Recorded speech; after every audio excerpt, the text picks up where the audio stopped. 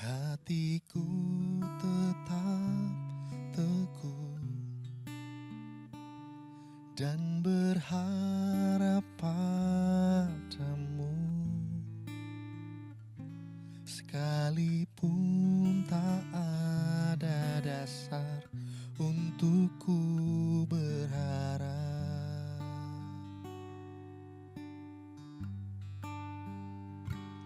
Hatiku tetap teguh dan percaya padamu, sekalipun tak ada dasar untuk ku percaya.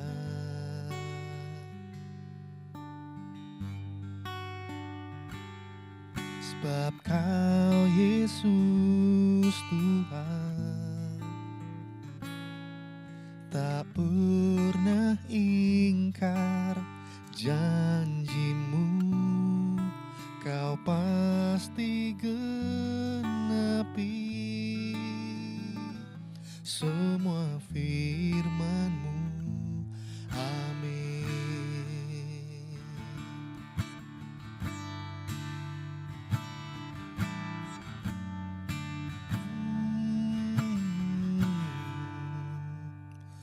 Hatiku tetap teguh dan percaya padamu, sekalipun tak ada dasar untuk ku percaya.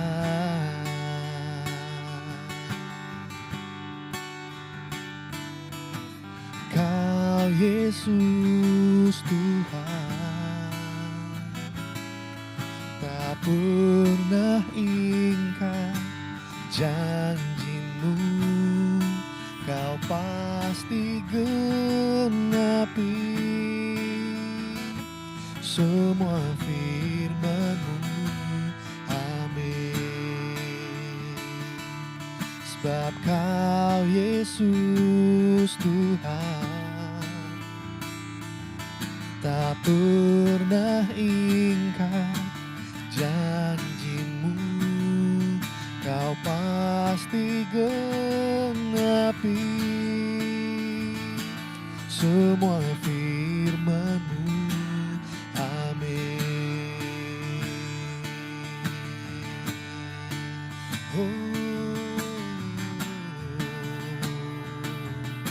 Ya Tuhan, ku percaya semua firman-Mu tergenapi di hidupku. Haleluya, haleluya.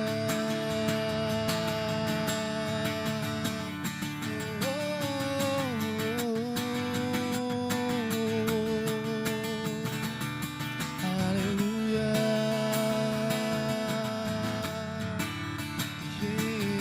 Yesus, janji-Mu Tuhan, ya dan amin.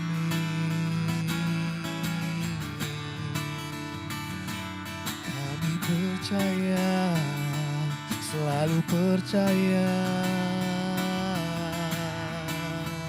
selamanya.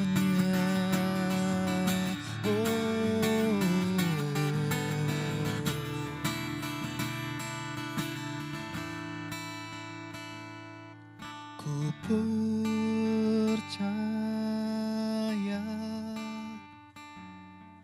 ku percaya, ku percaya semua firman-Mu.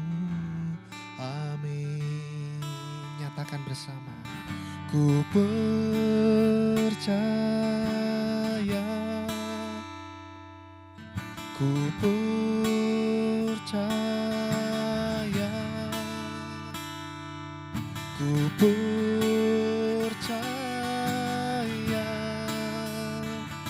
semua firman-Mu. Amin. Ku percaya, ku percaya, ku percaya, ku percaya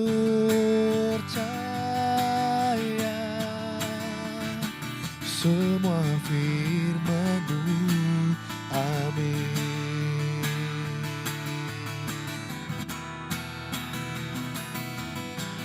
Kau Yesus Tuhan, tak pernah ingkar janji-Mu. Kau pasti genapi semua firman-Mu. Amin. Kau Yesus Tuhan, tak pernah ingkar janji-Mu. Kau pasti genapi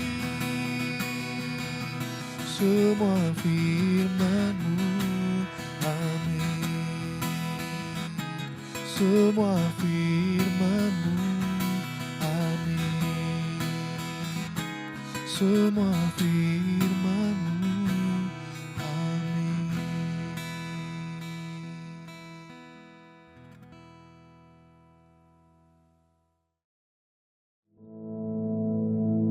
Our Father, which art in heaven, hallowed be thy name. Thy kingdom come, thy will be done in earth as it is in heaven.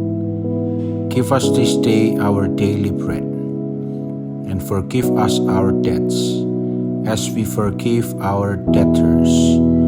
And lead us not into temptation, but deliver us from evil. For thine is the kingdom, and the power, and the glory, forever. Amen.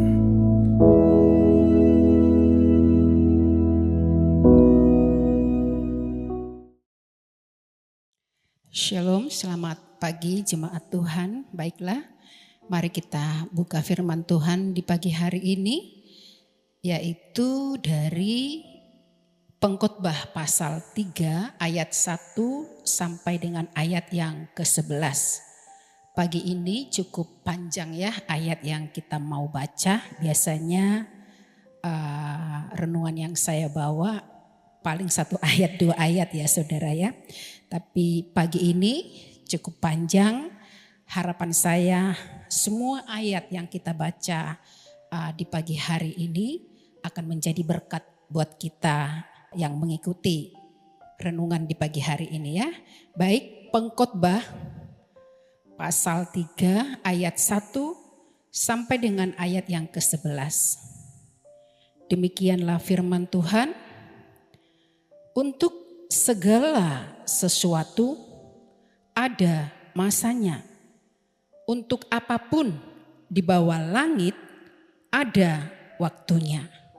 Ada waktu untuk lahir, ada waktu untuk meninggal, ada waktu untuk menanam, ada waktu untuk mencabut yang ditanam. Ada waktu untuk membunuh, ada waktu untuk menyembuhkan, ada waktu untuk merombak, ada waktu untuk membangun, ada waktu untuk menangis, ada waktu untuk tertawa, ada waktu untuk meratap, ada waktu untuk menari, ada waktu untuk membuang batu, ada waktu untuk mengumpulkan batu.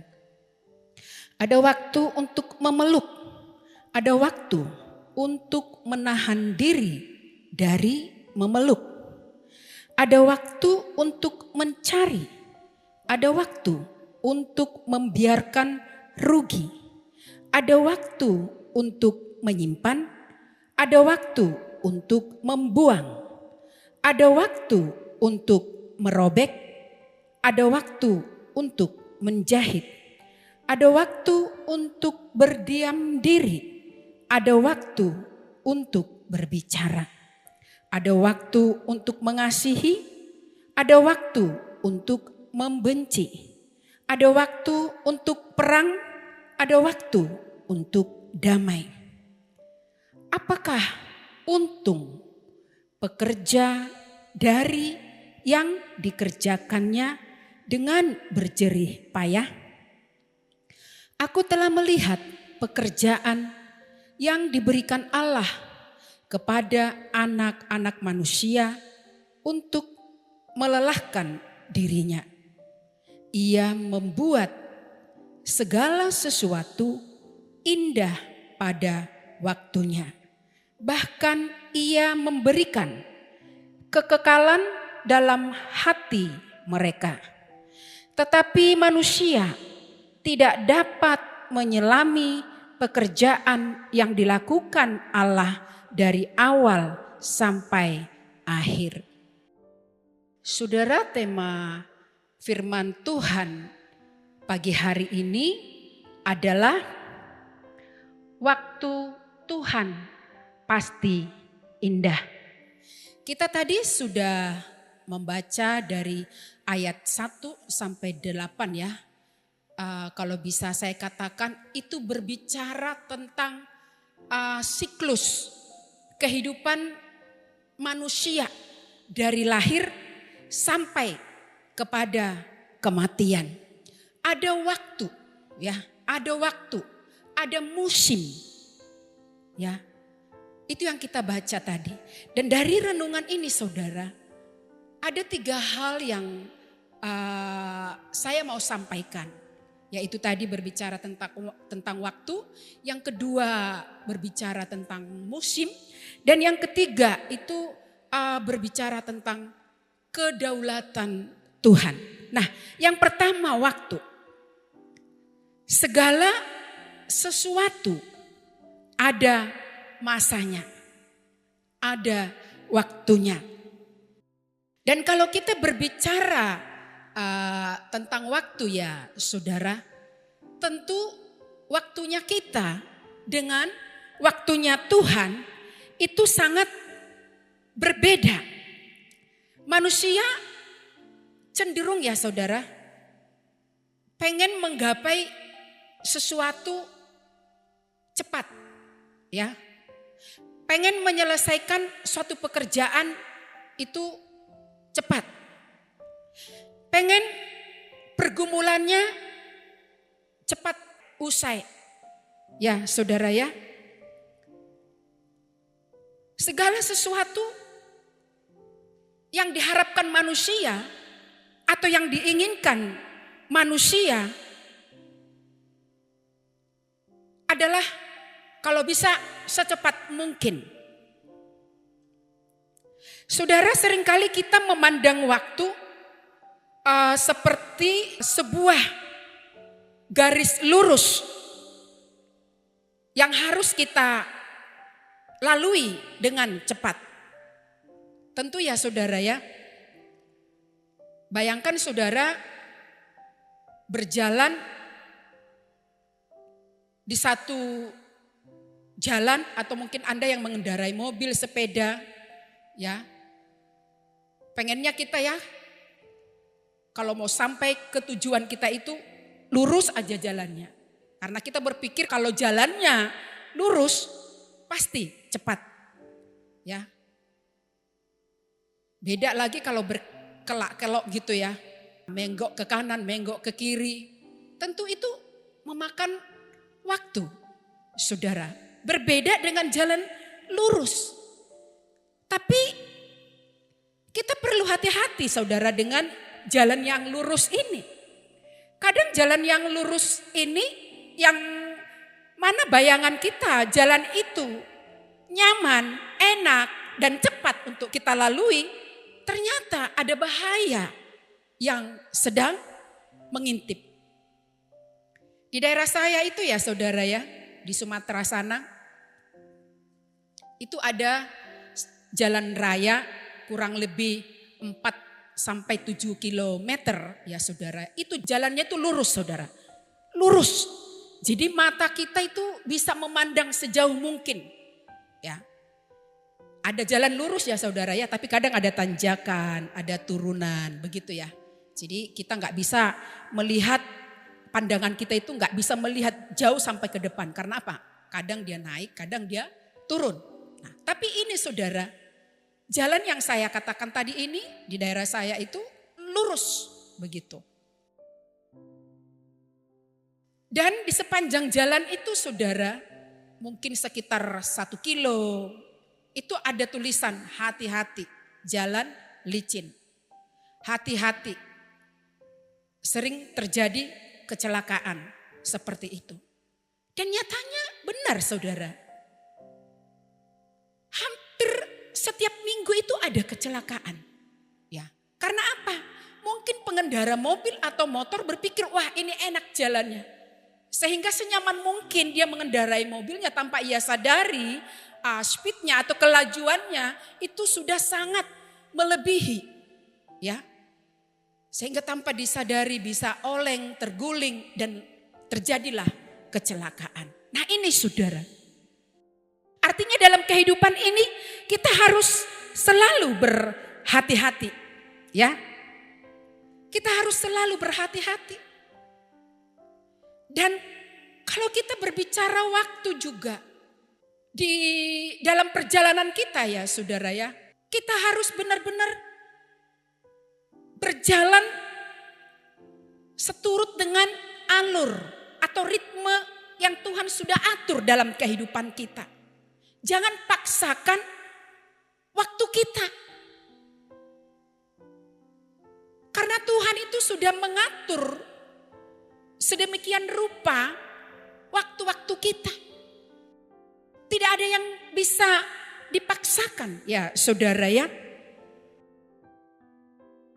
Dan kita harus tahu saudara, sesungguhnya bagi Tuhan waktu adalah sebuah kanvas besar di mana Tuhan sedang melukis sebuah mahakarya yang indah dalam kehidupan kita. Bayangkan sebuah kepompong yang sedang berubah menjadi kupu-kupu ya saudara ya. Jika kita memaksa membuka kepompong itu lebih cepat, mungkin karena kita merasa kasihan melihat perjuangan kupu-kupu tersebut, lalu kita juga ambil bagian atau membantu kupu-kupu itu keluar dari kepompongnya ya saudara ya. Nah, itu dengan hal demikian saudara, kupu-kupu itu bisa saja akan menjadi kupu-kupu yang lemah. Bisa saja di saat kita membantu sayapnya putus. Dan akhirnya kupu-kupu itu tidak akan bisa terbang dengan baik. Dia akan menjadi kupu-kupu yang sangat lemah. Nah, dari sini kita bisa mengetahui ya saudara ya. Waktu itu kalau kita jalani, hadapi, nikmati, akan mendatangkan suatu dampak yang sangat luar biasa dalam diri kita. Dalam mengikut Yesus saudara, kita harus memang berjalan sesuai dengan irama yang Tuhan memang sudah tentukan dalam kehidupan kita. Kita tidak bisa mengendalikan waktu saudara. Hanya Tuhan, dan Tuhan sudah tentukan, sudah tetapkan bahwa semua waktu yang kita lalui semuanya akan menjadi baik, indah. Jadi biar saudara tidak memaksakan suatu kehendak, kemauan atau waktu kepada Tuhan. Karena jelas waktu yang Tuhan berikan kepada kita itu adalah suatu pembentukan karakter kita untuk lebih bisa menikmati janji Tuhan, menikmati kebaikan Tuhan. Ini yang pertama ya saudara, waktu. Yang kedua, yaitu ketaatan dalam setiap musim. Saudara, tadi pengkhotbah mencatat ada waktu untuk lahir, ada waktu untuk mati, ada waktu untuk meratap, ada waktu untuk menari.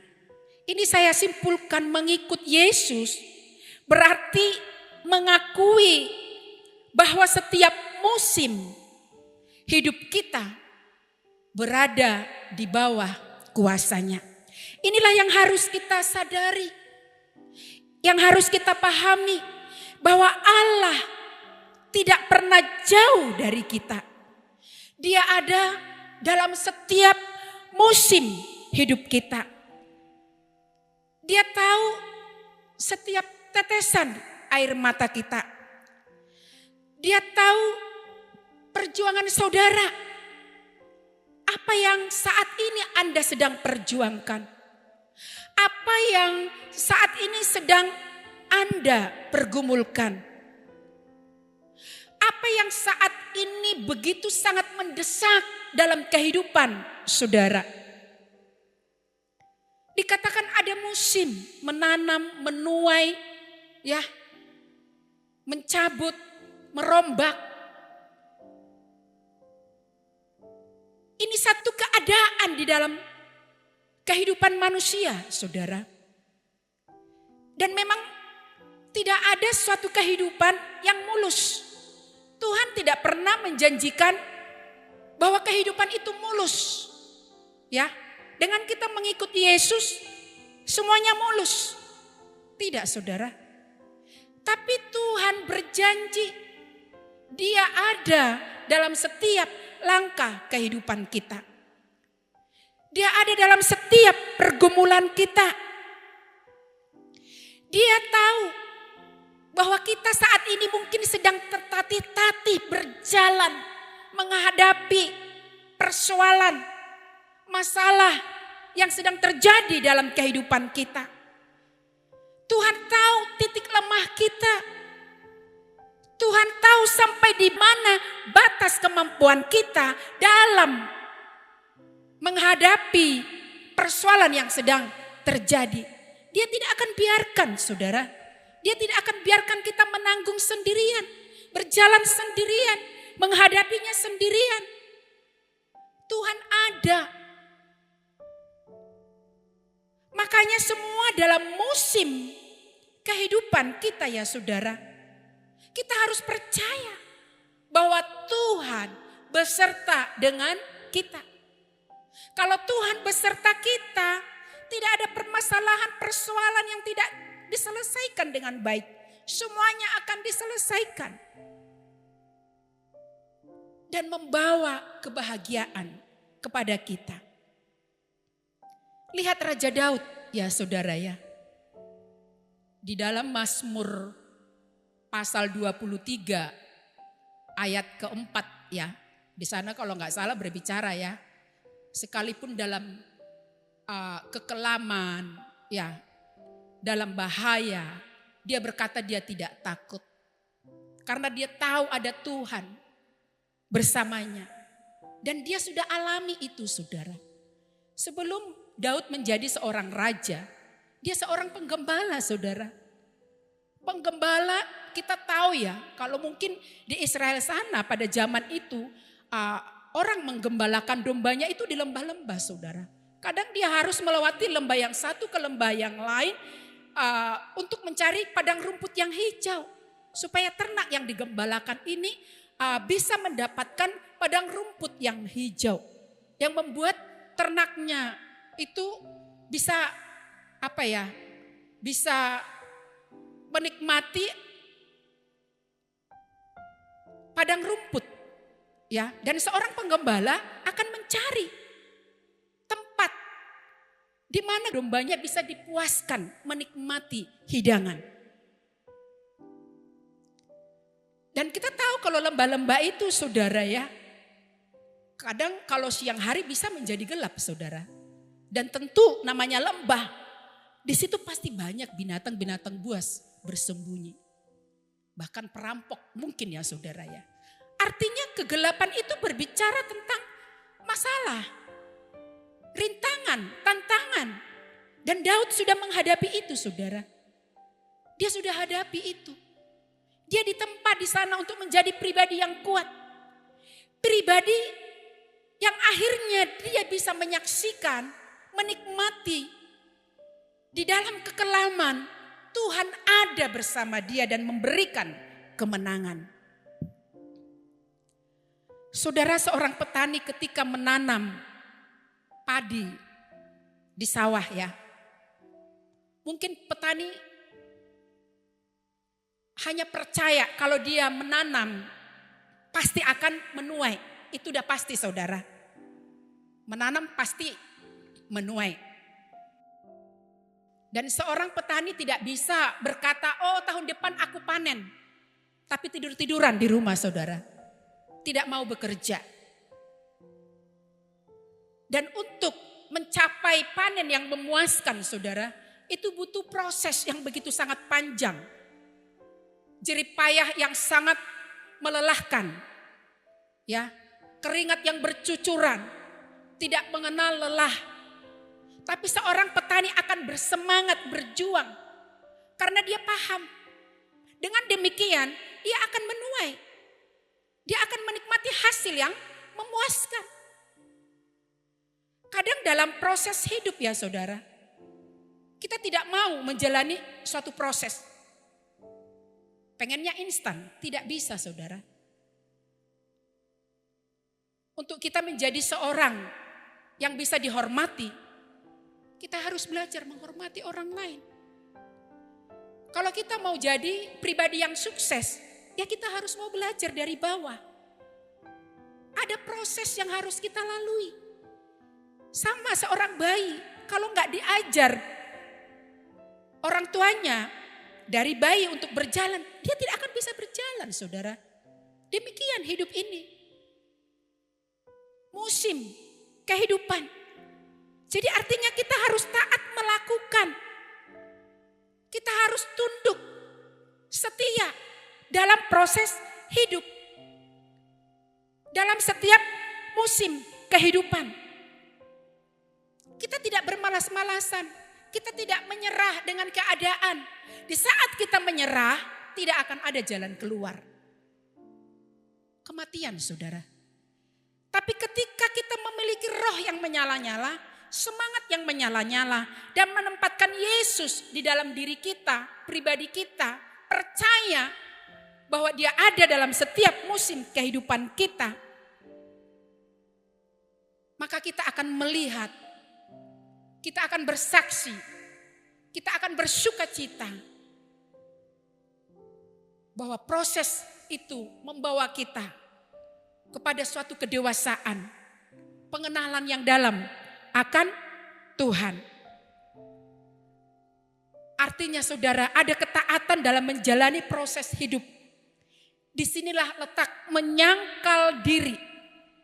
Dimulai ketika kita berhenti memaksakan musim menanam, di saat Tuhan meminta kita untuk mencabut apa yang ditanam.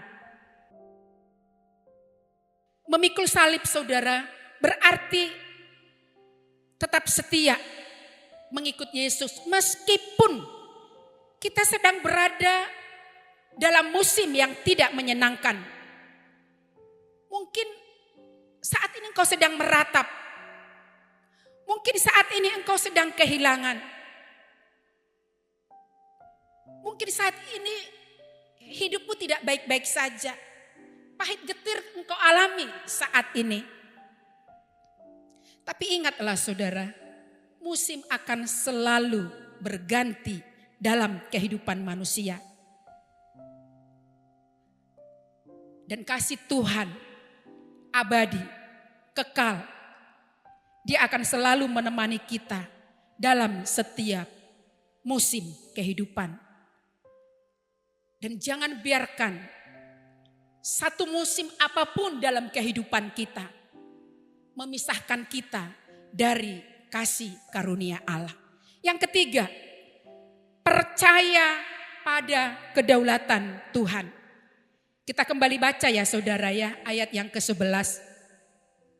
Ia membuat segala sesuatu indah pada waktunya. Bahkan ia memberikan kekekalan dalam hati mereka.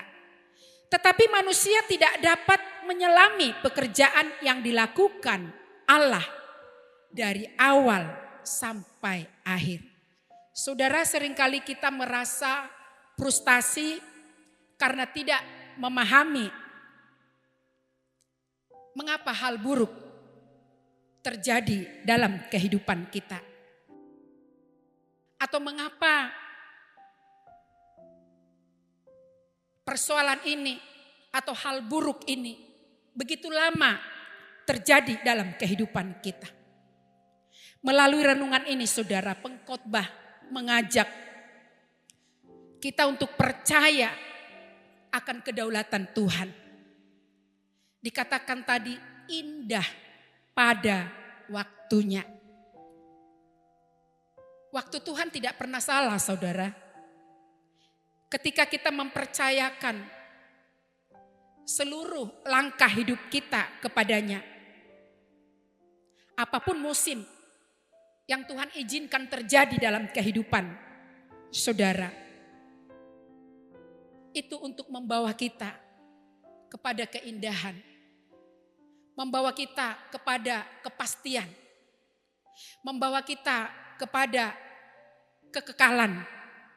Jadi mengikut Yesus adalah sebuah perjalanan menuju kepada keindahan yang telah Tuhan tetapkan saudara. Namun jalan menuju ke sana seringkali harus memang melewati salib. Menyangkal diri adalah saat kita berkata, ya pada waktu Tuhan. Meskipun jam dinding kita berkata, sudah terlambat. Memikul salib adalah ketekunan untuk terus berjalan di jalannya Tuhan. Meskipun keindahan itu saat ini belum tampak saudara. Anda tidak melihat apa-apa. Tapi percayalah. Di dalam kita menjalani semua musim. Dalam kehidupan kita. Tuhan berjanji. Dia akan memberikan kemenangan besar. Karena jelas tadi dikatakan indah pada waktunya. Biar saudara diberkati dengan renungan ini. Setia, taat dalam proses yang Anda sedang jalani. Karena Tuhan pasti memberi kemenangan. Hari ini ada berkat mujizat yang saudara terima. Puji nama Tuhan, mari kita berdoa. Terima kasih Bapa yang baik. Berkati umat-Mu yang mendengarkan renungan ini. Apapun kondisi mereka, pergumulan mereka, musim kehidupan yang sedang mereka hadapi. Tergenapilah firman-Mu Tuhan. Kau memberkati mereka, memberi jalan keluar, menyelesaikan persoalan, menyembuhkan sakit penyakit. Dalam nama Yesus, biar berkat-Mu turun atas mereka. Kuasa-Mu yang sempurna memulihkan mereka. Pertolongan yang dari Allah Bapa memberikan mereka kelegaan. Terima kasih Bapa. Terima kasih. Biar berkat Allah Bapa, berkat sukacita, damai sejahtera, hari depan yang penuh harapan. Kami terima di dalam nama Yesus. Haleluya. Amin.